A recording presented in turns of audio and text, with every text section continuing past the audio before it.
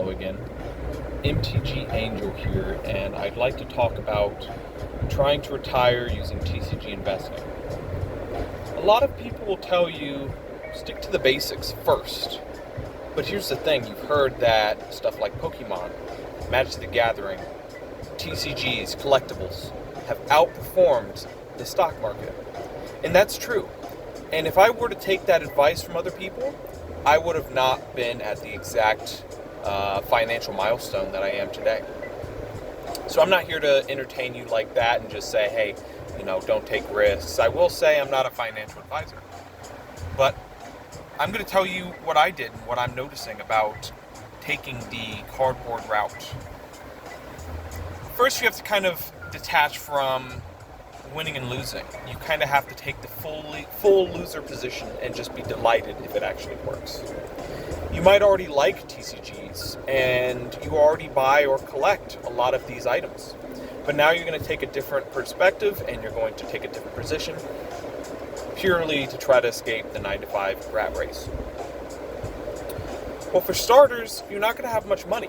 You might have $500 or $1,000. Maybe you have $200 a month that you can actually invest into anything. And you're going to put this towards TCGs. I would highly recommend you stick to sealed. It's very consistent, and you can actually see returns work often. That way you're also not targeting a specific investor. Think of it like this. Maybe someone's looking specifically for the Umbreon from Evolving Skies or Prismatic Evolutions. But a lot of those same people, or even more people, would be looking for the sealed box that this card is contained in. An Elite Trainer box, a booster box, or even just a booster pack. Those boosters aren't as good because they can be searched, or a lot of people believe they can be searched. So I would stick with the full sealed items. Cases are great if you can actually find them at a good price, but often these have a significant upcharge from when you're buying it. So if you only have $200 a month to work with, we're not going to be targeting something like Evolving Skies, which is already appreciated. Every month, you should look for a high-valued seal item, something that you believe is going to be rare or appreciate in the future. For instance, in Magic the Gathering, maybe you skip a month and you have $400 after 2 months. And you might want to put this towards something like a Secret Lair drop, or maybe a collector booster box. In Pokemon, you have Pitch Black.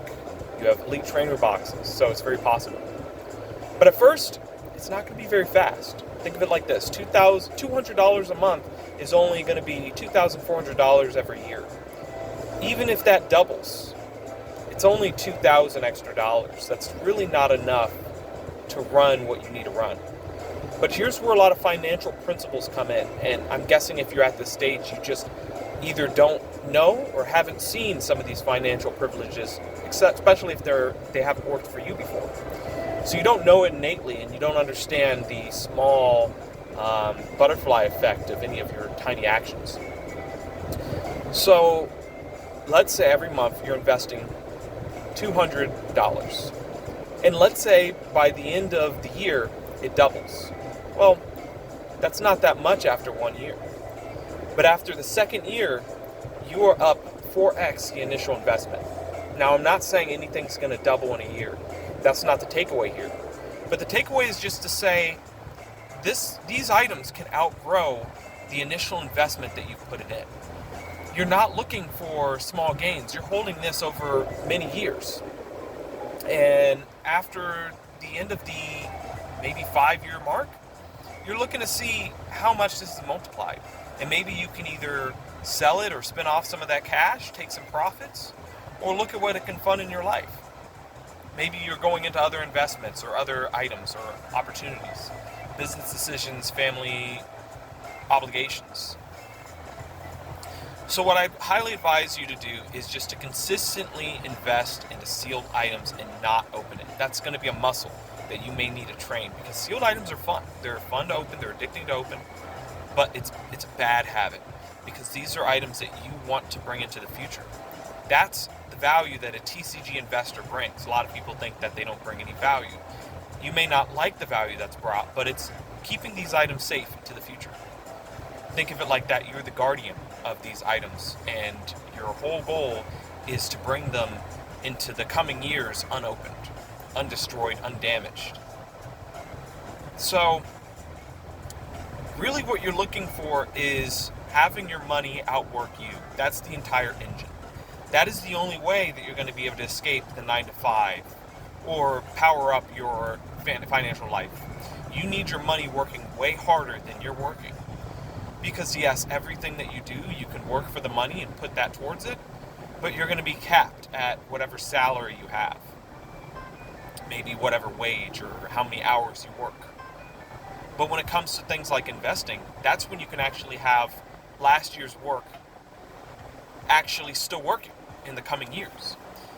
Something you bought 5 or 10 years ago, you can still be increasing your net worth with today. It can still be rising. And anyone who's looked at some of the TCG items, or maybe you've been in the TCG world for a long time, you already know this innately. A lot of the items that you may have been tracking or you once wanted to collect, and it's been in the corner of your mind, you might have seen this item rise every single month, every week, every year, and it's never stopped. And that's really the power of investing in general. Well, with TCGs comes almost a parabolic ascension of the money. The compound annual growth rate is much higher. You have some of these items going up 50 to 100% every single year. And sometimes it doesn't move at all for a couple of years, but all at once, after 3, 4, 5 years, it doubles, triples, quadruples, 5x, 10x's. I recently saw this with some of my Riftbound investments. I had some of the Arcane or Worlds 2025 bundles. And yes, they had a quick pump on the initial launch when, once they went sold out.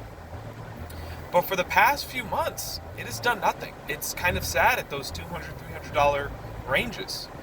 All of a sudden, last week, they mooned 3x, 4x, instantly overnight. It all happened pretty much within a week. But if you hadn't been positioning or already allocating towards these items, you would have never caught that move.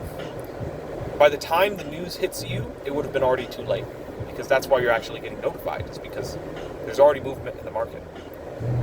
The ascension has already begun, and May has already finished.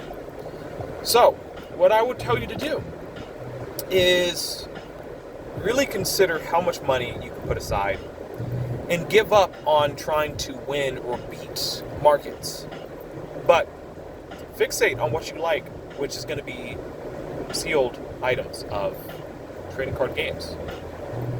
And if you're someone who's in some of the other smaller TCG markets, unfortunately, I don't know about the health of your game. There has been some games that have died and still gone up. But a lot of these games, when they die, MetaZoo, once they're gone, there's no real movement. The liquidity dries up. The flow ends. And at that point, you're regretting ever entering the investment. So I'd recommend you stick with some of the big boys. Stick with things that can't be reprinted, especially when you start out with any of these things. You don't want something that every time it reprints, it's going to go down 50% in value. That alone is going to be emotionally draining. Think of investing in Bitcoin and seeing it whiplash. Not saying Bitcoin's a bad investment, but it is very hard to see your entire net worth drop 50% because of someone's tweets or geopolitical events, such as the Iranian war. You have nothing to do with Iran or war, but now your net worth is down 50%. So if you're starting today and you're looking for some items to go in on, consider any Magic the Gathering collector box. Consider and trying to pre-order it or get it at a good price. Consider any secret layer item when it's initially launching. There's lots of guides of how you can actually secure those secret layers before everyone else. I have several guides on my YouTube channel, but there's tons on the internet. If you're going in on Pokemon, I would look for things that are maybe a little out of print or a little out of favor. Or maybe going for small bite-sized chunks. Maybe even getting the full booster box. A lot of booster bundles or elite trainer boxes can actually be something you can put away in your closet. Just be ready for any of those items. There's a chance that it gets reprinted, but stay the course. Even if this item gets reprinted, you need to hold and expect to hold any of these items for about 3 to 5 years. Now let's set it into perspective. Let's see how something could realistically move. You can buy items every month, and let's say the item you were buying for $100. By the end of the year, it could have moved up $100 to $120, $130. That's a 30% increase in your value. But some of these items may get reprinted. You might see the price drop back to $100 or even $90. That is a buying opportunity. Maybe it goes to $80, $70. That is a buying opportunity.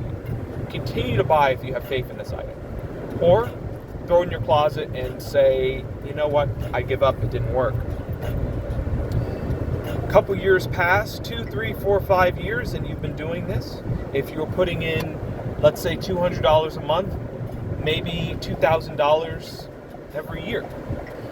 And now, by the end of 5 years, you should have invested $10,000. If these items double or triple, you could have $20,000 or $30,000 of items. Those items have worked just as hard as you, but you haven't had to put in all 3 times of those effort. You've only put in a third of the effort. So guys, that's pretty much it. I really hope you guys get some good luck with any of your investments. I hope that they outperform these, especially if you're targeting items that can't be reprinted. That is really what I focus on, which is going to be a lot of Magic the Gathering collector boxes or secret layers, even out-of-print items or commander decks, things that I can turn around and leverage into other out-of-print items. So let me know what you think. Let me know if this helped you. Let me know if there's items that you're going in on right now. Right now, my main target is going to be Lord of the Rings, anything that has to do with Lord of the Rings. I've been going in on the commander decks and the Hosts of Mordor. I went on some of these singles, and they've already been doing pretty well. They're already up 2x, and it hasn't even been a year. And yes, I'm starting to take some of my profits, even though I know that the items are probably one and done at this point. So, good luck, guys. Wish you luck, and catch you later.